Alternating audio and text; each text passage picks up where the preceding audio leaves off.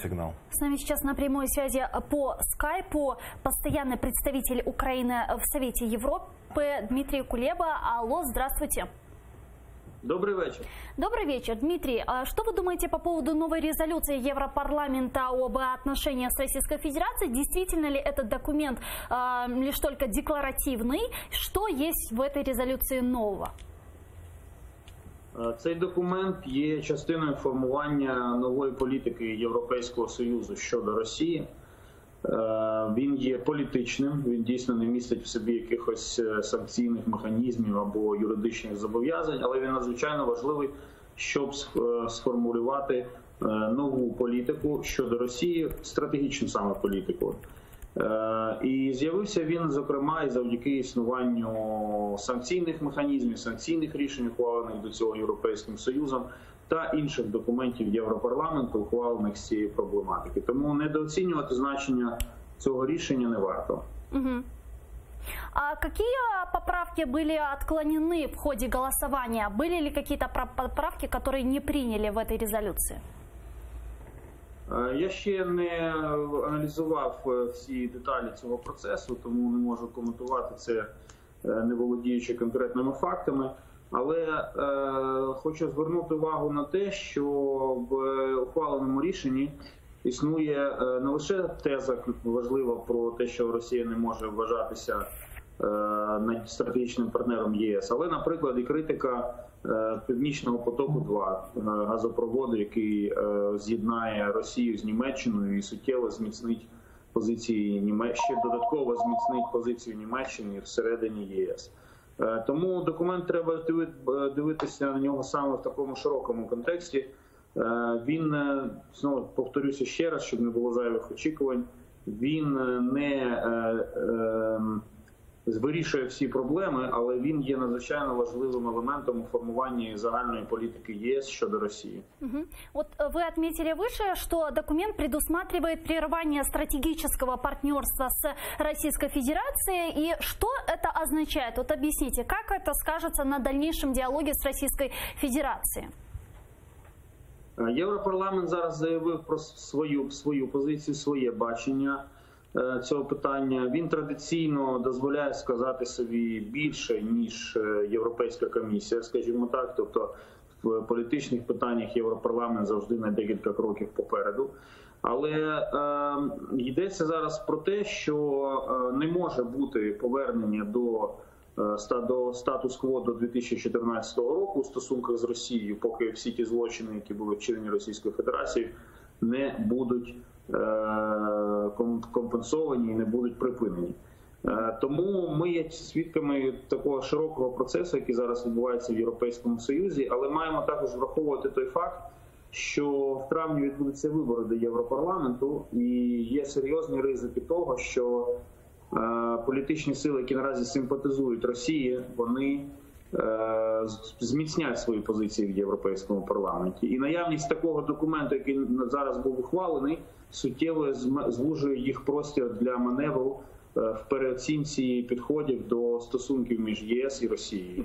То есть правильно ли я понимаю, что данный документ не повлечет за собой каких-то конкретных действий по отношению к Российской Федерации в виде санкций, правильно? Цей документ сам по собі є конкретною політичною дією.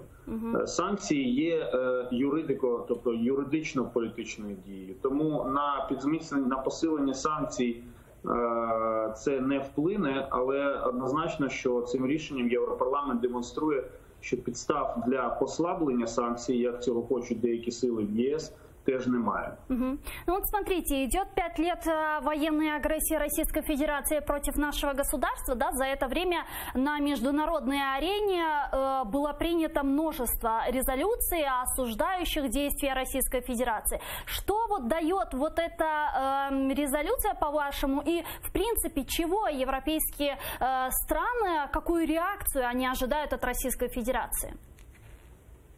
Ну, давайте от просто на прикладі Криму, оскільки ви телеканал АТР, я відповім на ваше запитання. Російська Федерація хоче, щоб, по-перше, про факт анексії Криму ніхто не говорив. По-друге, щоб взагалі ця історія зійшла на нівець, і про це ніхто не говорив. І по-третє, щоб відбувалася поступова легітимізація присутності Росії в Криму. Тобто на цьому тлі, якщо зважати на ці цілі Росії, ухвалення резолюцій, про які ми зараз з вами говоримо, якраз свідчить про те, що жодної з цих цілей Росія не досягає. І на політичному рівні Крим вважається незаконно анексованою територією. Це не призводить до звільнення Криму від окупації, але це закладає фундамент політики, яка в перспективі має призвести до деокупації.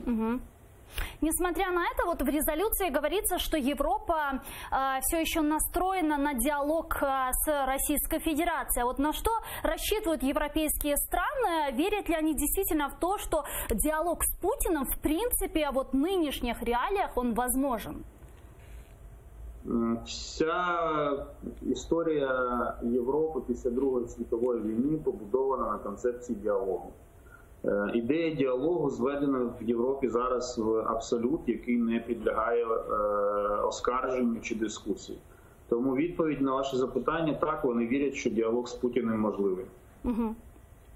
Ну, вы общаетесь с многими европейскими парламентариями, чиновниками, депутатами. Вот понимают ли они сегодня, что в случае, если Российская Федерация, да, в той или иной форме поглотит всю нашу страну, поглотит Украину, она столкнется лицом к лицу с потенциальным агрессором Российской Федерации? Или же все-таки даже в этом случае, по-вашему, Европа будет, европейские лидеры будут пытаться договориться с Россией? Люди, з якими я спілкуюся, не вірять в той сценарій, який ви щойно озвучили. Вони вважають, що Росію можна зупинити, з Росією можна домовитися. Треба лише знайти правильний баланс між жорсткістю, яку представляють ті ж санкції, і м'якістю у стосунках з Росією, коли можна якусь мати спільну діяльність і десь іти їм на поступки. Тобто для них, знову ж таки, це питання пошуку балансу. На фоне того, что вот недавно стало известно, и это неоднократно, в принципе, озвучивал премьер-министр Италии Джузеппе Конте, а он говорил, что, и продолжает говорить, что Италия будет делать все, чтобы санкции с Российской Федерации были сняты, потому что якобы санкции, которые наложены Европейским Союзом на Российскую Федерацию, в первую очередь бьют по экономике европейских стран. Как вы думаете, насколько сегодня вот на фоне вот этих заявлений европейские страны, в принципе Европа, консолидирована в вопросе изоляции Российской Федерации? З 2014 року, коли перші санкції ЄС були застосовані, одразу почалися розмови про те, що це неправильно, що санкції треба ослабити, або взагалі скасувати. Ми вже переживали прихід в різних країнах до влади різних політиків, які оголошували, що вони поставлять під сумнів санкційний режим ЄС. Вони продовжують торгувати з росіянами цією ідеєю і заробляти собі якісь бали і конкретні вигоди, обіцяючи росіянам зламати режим санкцій проти Росії. Але поки що цього не відбулося.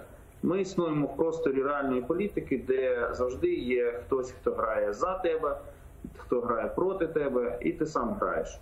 Тому завжди буде хтось, хто хоче зламати санкційний режим, і ми будемо цьому протидіяти. Удасться ли це Італії, по-вашому? Що? Удасться ли це зробити Італії? Поки що ж не зробили, вже був у них час, вже було декілька нагод, але поки що не під силу це їм. Європейська ж політика, вона багаторівнева, складна, і в розмовах з італійськими партнерами німецькі і французькі партнери теж можуть знайти певні важелі для утримання санкційного режиму ЄС. І крім того, ми теж з ними розмовляємо. Тому я хочу просто, щоб ви розуміли, що послаблення санкцій – це завжди реальний ризик, тому що ми, знову ж таки, перебуваємо в просторі реальної великої політики. В резолюции также идет речь о Северном потоке-2.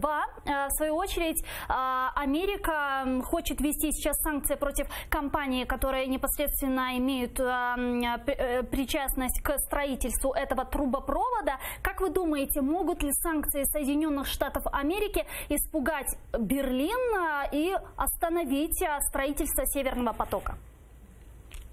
З того, що я бачу зараз, я вважаю, що Північний потік-2 буде добудований.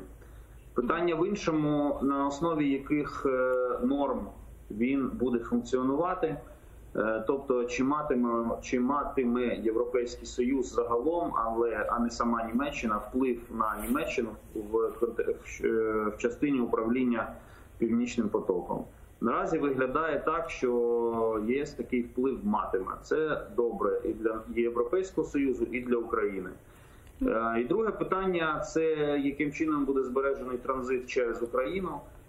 Над цим питанням потрібно і надалі працювати. Наразі нам обіцяють, що він буде збережений, але, як казав один мій професор, обіцянки – цяцянки.